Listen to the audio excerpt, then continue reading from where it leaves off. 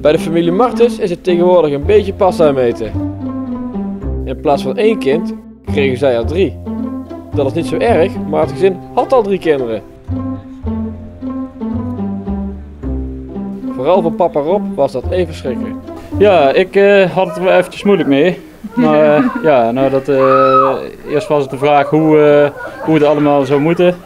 Ja, toch wel druk en zo, maar dat slaat toch snel om in de zorg naar of ze gezond zijn en alles.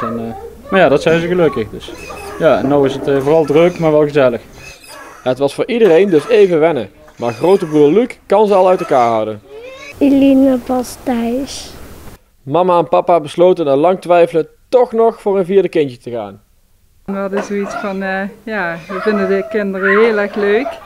En mijn man had zoiets, het is al heel druk met 3.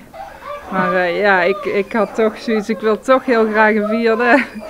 En uiteindelijk zei hij, we gaan er gewoon voor. En toen was ik zo zwanger. En toen kregen we te horen dat het een tweeling is. En toen met 14 weken, toen zeiden ze van, het zijn er 3, geen 2. Dus dat was echt schrikken. En hoe reageerden de 3 andere kinderen op de komst van de drieling? Op school en zo waren ze wel allemaal gelijk enthousiast en vertellen van mama heeft 3 baby's in de buik. Ja, dus dat was wel leuk, ja.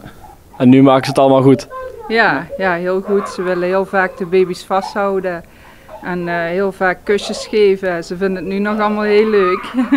En ook de speen in de mond doen vinden ze hartstikke fijn om te doen, dat ze dan rustig zijn weer.